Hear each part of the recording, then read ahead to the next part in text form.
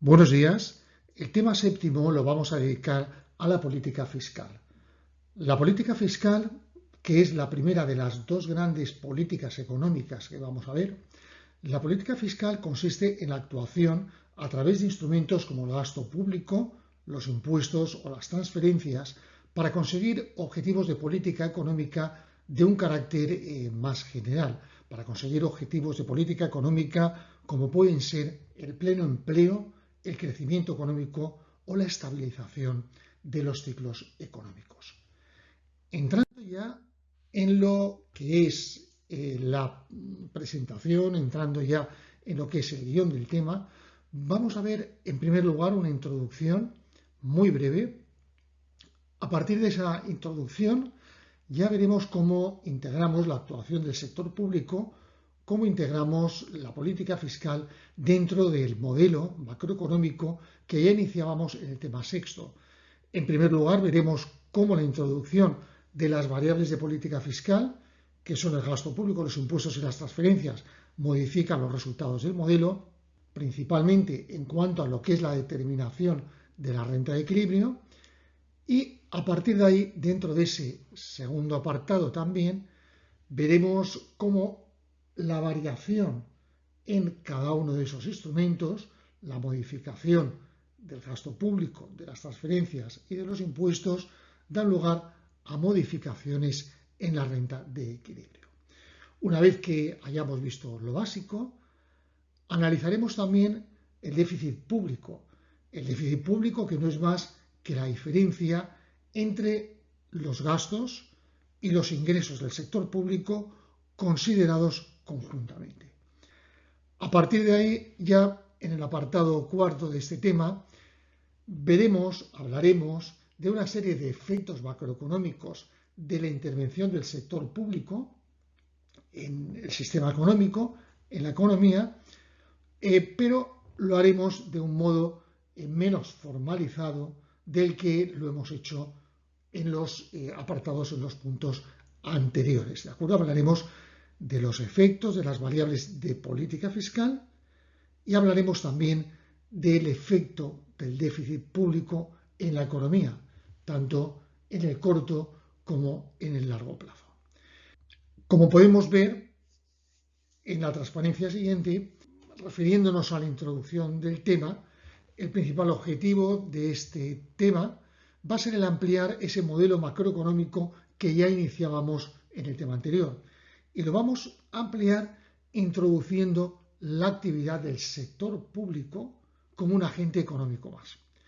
¿Por qué hacemos esto? Pues porque en una economía actual las funciones que se atribuyen al sector público son muy importantes. El sector público tiene un gran peso dentro de la economía y por tanto es necesario emprender su estudio para comprender completamente los mecanismos que determinan el nivel de producción, de renta y de empleo en las economías.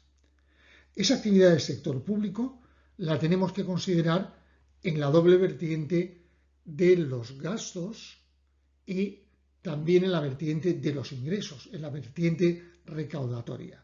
Veremos cómo gastos e ingresos, como ya decíamos, afectan a los resultados del modelo en cuanto a la determinación del nivel de renta de equilibrio. También analizaremos, como señalaba, los ingresos y los gastos conjuntamente, es decir, lo que conocemos como déficit público. En resumen, en este tema vamos a hablar de política fiscal. Vamos a hablar del uso de impuestos, de gastos públicos y de transferencias para conseguir objetivos macroeconómicos como son el pleno empleo, el crecimiento o la amortiguación de esos ciclos de los que ya hablábamos también en el tema sexto, en el tema anterior. Muy bien, entrando ya en la parte principal, quizá del tema, que sea ese segundo apartado, lo primero que hay que señalar es que la consideración del sector público como un agente económico más modifica los flujos de renta. Aparece una nueva salida del flujo circular, una nueva filtración, que van a ser los impuestos.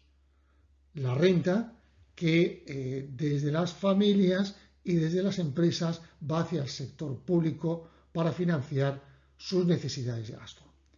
Y por otro lado tenemos una entrada al flujo circular que sería el gasto público. Bien, eso es cierto en términos de ese modelo de flujo circular, pero lo que a nosotros nos interesa es que además de esa modificación de los flujos de renta, el sector público contribuye también a determinar cuál va a ser el nivel de renta de una economía en un momento dado del tiempo. ¿Cómo se produce ese efecto? Pues a través de tres vías que ya hemos mencionado, tres vías que vamos a llamar variables de política fiscal. El gasto público, que notamos como G mayúscula, las transferencias, que notamos por R mayúscula y que son los pagos que el sector público realiza a las economías domésticas y a las empresas sin recibir una contraprestación. Y pongo, por ejemplo, el pago del seguro por desempleo. Está claro que cuando un desempleado, una desempleada, recibe el pago por el desempleo, lo recibe porque ha generado un derecho a percibirlo, pero ese derecho lo ha generado en periodos anteriores. En el periodo en el que recibe el pago por el seguro de desempleo, no realiza ninguna contraprestación en forma de entrega de bienes o de servicios. Lo mismo podríamos aplicar a las pensiones. Y finalmente, la última variable de política fiscal sería la recaudación de impuestos, que vamos a notar por T mayúscula. La recaudación de impuestos son las cargas o contribuciones que deben pagar las empresas y las personas físicas para permitir que el sector público haga frente a sus necesidades de financiación. Lo que vamos a ver es que gasto público, transferencias e impuestos afectan de forma diferente, contribuyen de forma diferente a la determinación de la renta de equilibrio. Veremos que mientras que el gasto público es un componente más de la demanda agregada, los impuestos y las transferencias lo que hacen es modificar la renta disponible para el consumo y para el ahorro. Vamos a verlo a través de estas igualdades. Lo primero que tenemos en esta transparencia es la expresión de la demanda agregada. Si recordáis, en el tema sexto, en el tema anterior, decíamos que en una economía sin sector público y sin sector exterior, la demanda agregada era igual a demanda de consumo más demanda de inversión. La diferencia es que ahora en este modelo tenemos el sector público y por lo tanto dentro de la demanda debemos también considerar la demanda que realiza el sector público para la compra de bienes y servicios, la demanda de bienes y servicios que realiza el sector público para su uso.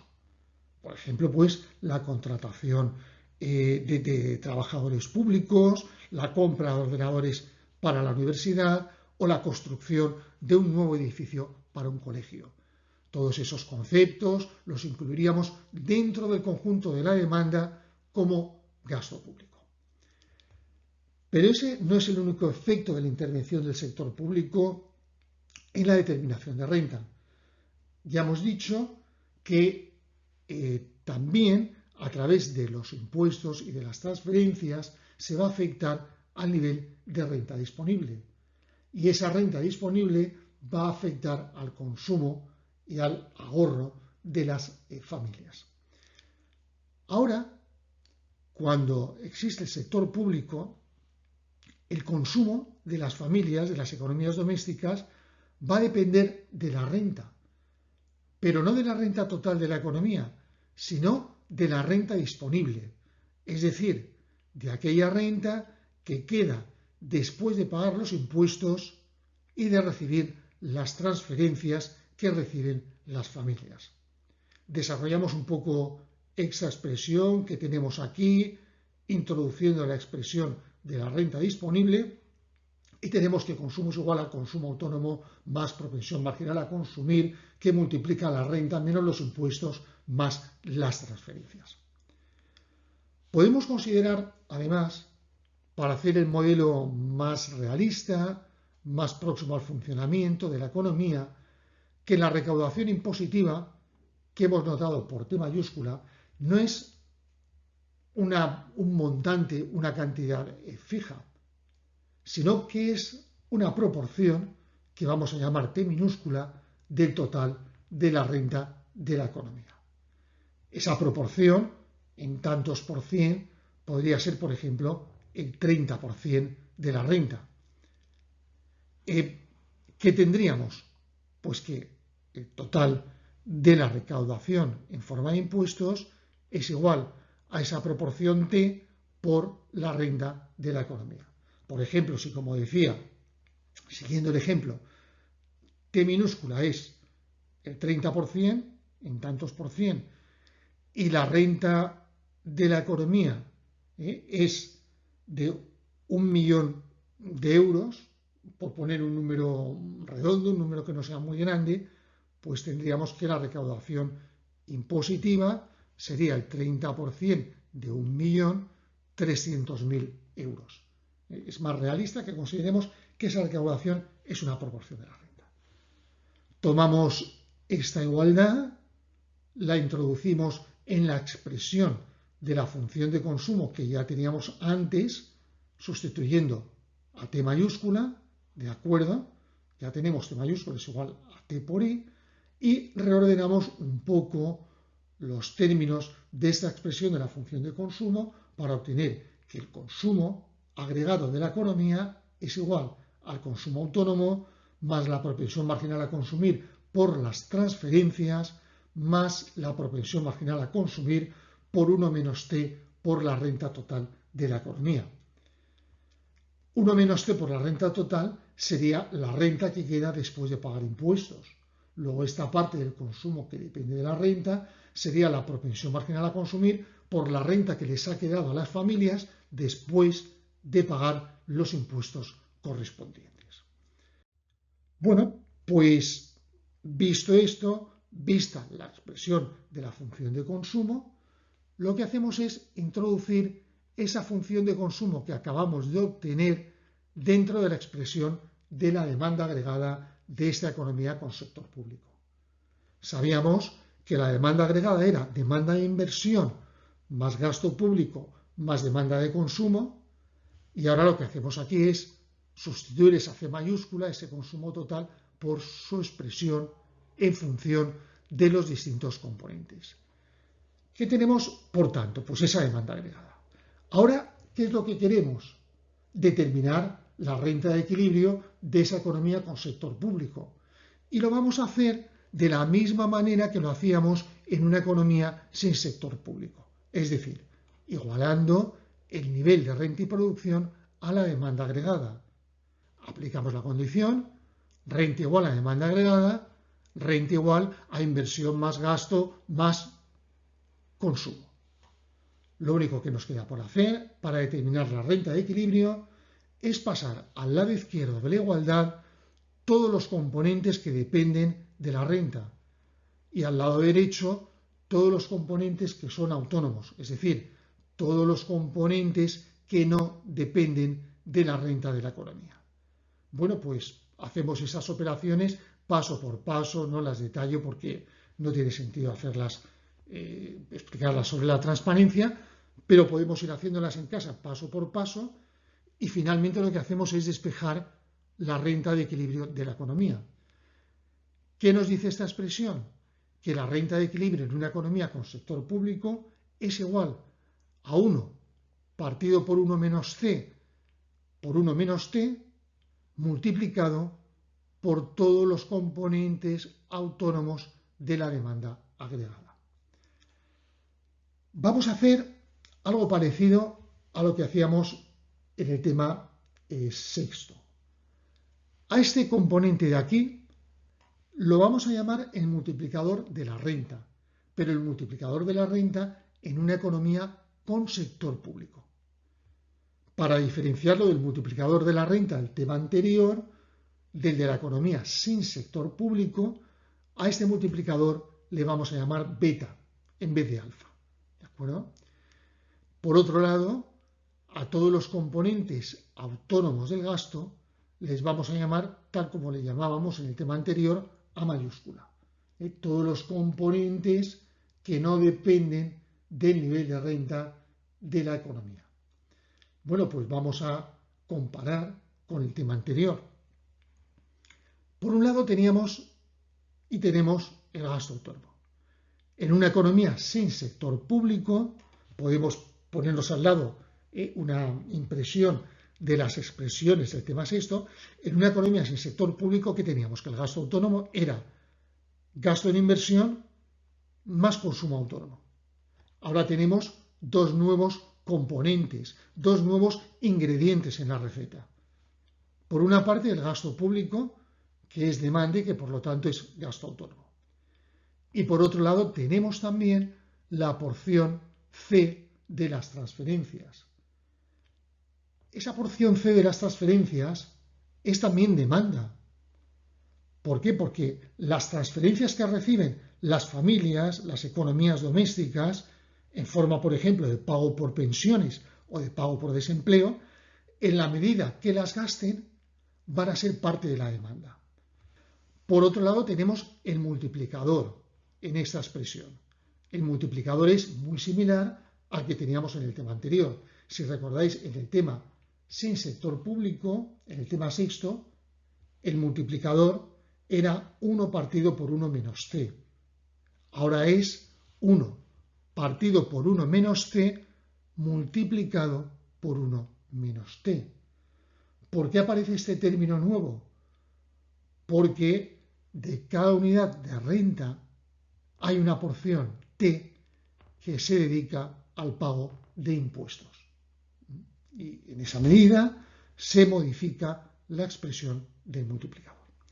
En cualquier caso, la renta de equilibrio, y esto lo podemos ver en los vídeos de los ejercicios, se obtendría multiplicando el multiplicador beta por el gasto autónomo. Gráficamente, también podemos obtener la renta de equilibrio de forma muy similar a la que lo hacíamos en el tema anterior. Utilizamos la misma técnica. Tenemos un plano en el que en el eje horizontal aparece la renta de la economía y en el eje vertical tenemos el nivel de demanda agregada que a su vez depende de la renta. Bueno, pues representamos la demanda agregada para distintos niveles de renta. Si la renta fuese cero, pensemos una economía que no produjese nada en un año, cuyo nivel de renta fuese cero, la demanda sería exactamente los componentes autónomos del gasto. Pero según va creciendo la renta, va creciendo también la demanda agregada. Bueno, pues igual que en el tema anterior, el equilibrio lo tendríamos en el punto en el que esa función de demanda agregada se corta con una recta de 45 grados que parte del origen. ¿Por qué? Porque sabemos que para una recta de 45 grados los valores del eje horizontal y del eje vertical son los mismos a lo largo de esa recta. Por lo tanto, en este punto que tenemos aquí, como ese punto es también un punto de la demanda agregada, sabemos que el valor de la demanda agregada, el valor en el eje vertical, es igual que el valor en el eje horizontal. Y por lo tanto, aunque aquí no aparezca, renta es igual a demanda agregada. Esa economía estaría en equilibrio. Muy bien, pues hasta aquí hemos llegado a la determinación del equilibrio. Ahora, en las transparencias siguientes, veremos cómo ese equilibrio se ve modificado cuando se producen modificaciones en cualquiera de las tres variables de política fiscal. Entre los efectos de las variables de política fiscal sobre el nivel de renta de equilibrio, el primero que vamos a analizar es el efecto de una variación en el gasto público. Supongamos una economía que parte de un nivel de gasto público G sub 0 y para el que hemos calculado el nivel de renta de equilibrio I sub 0. Lo hemos calculado como resultado de multiplicar el multiplicador por el nivel de gasto autónomo correspondiente a ese nivel de gasto público G sub 0. Ahora la pregunta que nos hacemos es cómo aumentaría la renta de equilibrio de esa economía si el gasto público aumentase a un nivel como G sub 1, a un nivel de gasto público mayor. Bueno, pues tendríamos que ver cuál es la nueva renta de equilibrio para ese nuevo nivel de gasto.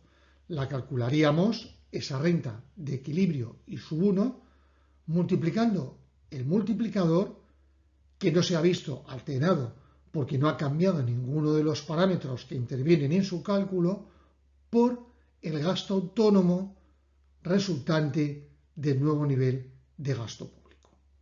Una vez que tuviésemos ese nivel de renta, I sub 1, la variación de la renta la podríamos calcular como el nivel de renta final, I sub 1, menos el nivel de renta inicial, I sub 0. Por eso tendríamos el cambio, el aumento en este caso, en la renta de equilibrio.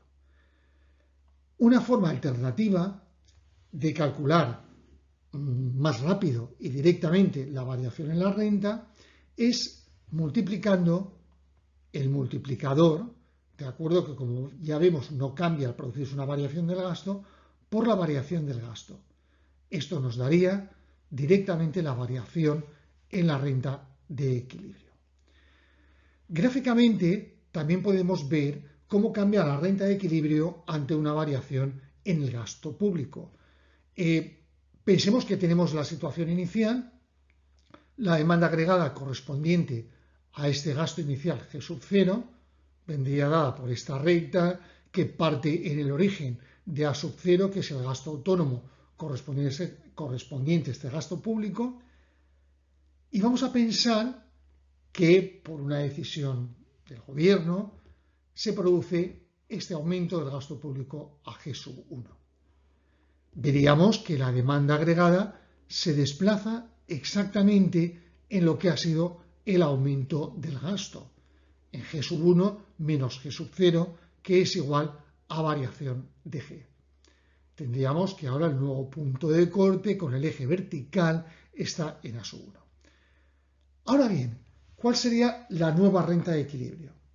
Bueno, pues lo que vemos es que esta variación de la demanda agregada, debido a la variación del gasto, da lugar a una variación de la renta de equilibrio mayor. Y esto debe ser así, puesto que el multiplicador beta, el multiplicador con gasto público, es mayor de 1. Y por tanto, la renta de equilibrio aumenta en una proporción mayor de lo que aumenta el gasto. La justificación económica a ese aumento en mayor proporción ya la teníamos en el tema anterior, ya la teníamos en el tema sexto. Un aumento en cualquier componente del gasto autónomo, en este caso que estamos estudiando del gasto público, lleva a un aumento directo en la demanda agregada y por lo tanto en la renta, pero también conduce a una serie de aumentos inducidos, por el aumento de la renta y producción necesarios para satisfacer, para abastecer el aumento de la demanda inicial. Esto es lo mismo en un modelo sin sector público, como veíamos en el tema anterior, que en un modelo con sector público. Pero aquí estamos considerando, eso sí, una variación del gasto público que lleva a ese efecto multiplicador que al final conduce a un aumento de la renta de equilibrio mayor de lo que ha sido el aumento inicial en el gasto y en la demanda. Podemos ver también, y esto lo vamos a ver en esta transparencia, cuál es el efecto de un aumento en las transferencias, en R. El efecto es del todo o casi del todo similar al efecto de un aumento en el gasto. Pensemos que partimos de un nivel de transferencias R sub 0 para el cual hemos calculado la renta de equilibrio de esa economía y esa renta es I sub 0. Ahora la pregunta que nos hacemos es cuál sería la variación de esa renta, cuál sería el cambio si las transferencias R pasasen a ser R sub 1. Un nivel de transferencias por pensiones, desempleo, por lo que sea, mayor de lo que era antes. Bien, pues lo que tendremos que hacer es multiplicar el nuevo gasto autónomo por el multiplicador que no ha cambiado. Con una salvedad importante respecto a lo que es una variación del gasto público. Hay que observar que las transferencias siempre entran en el gasto autónomo, siempre entran en la demanda agregada multiplicadas por la propensión marginal a consumir.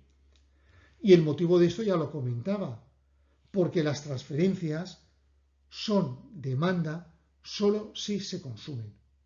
La parte de las transferencias 1 menos C que se ahorra no es demanda y por lo tanto no va a influir en la determinación de la renta de equilibrio de la economía.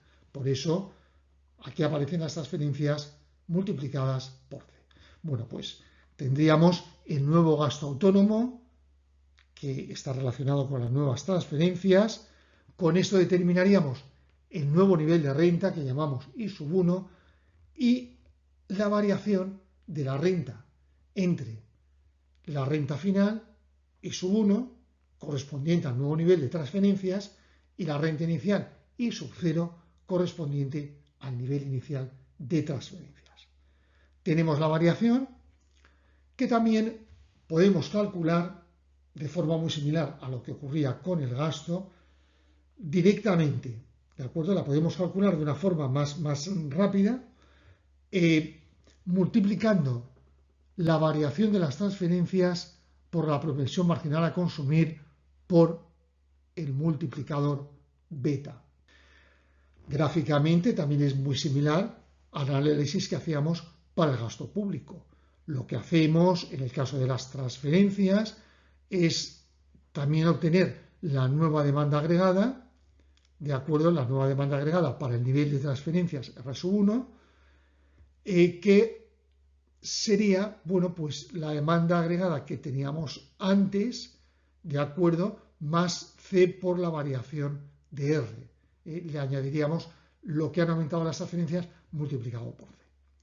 Lo que podemos observar es que esta variación en las transferencias da lugar a una variación en la renta de equilibrio proporcionalmente mayor. A simple vista se observa que este segmento es mucho mayor que este segmento vertical que aparece aquí. ¿Cuál sería esta variación en la renta de equilibrio? Pues ya lo acabamos de ver aquí. Variación de renta sería igual al multiplicador beta por C variación de R. ¿De acuerdo? ¿Por qué es mayor? Pues porque el multiplicador beta es mayor de 1. Y esto hace que aumente en mayor proporción la renta de lo que lo hacen las transferencias. Finalmente, nos queda por analizar el cambio o el efecto del cambio en la tasa impositiva sobre la renta de equilibrio. Este es un poco más complejo quizá. Vamos a pensar que partimos de una tasa impositiva T sub 0 y para esa tasa impositiva hemos calculado el multiplicador que multiplicado por los componentes del gasto autónomo nos da una renta de equilibrio I sub 0. Ahora queremos saber cuál sería la variación, la modificación en la renta de equilibrio si el gobierno, por ejemplo, redujese los impuestos a una tasa impositiva menor T sub 1. Bueno, pues podríamos pensar en un aumento, pero en este ejemplo nos vale con una reducción.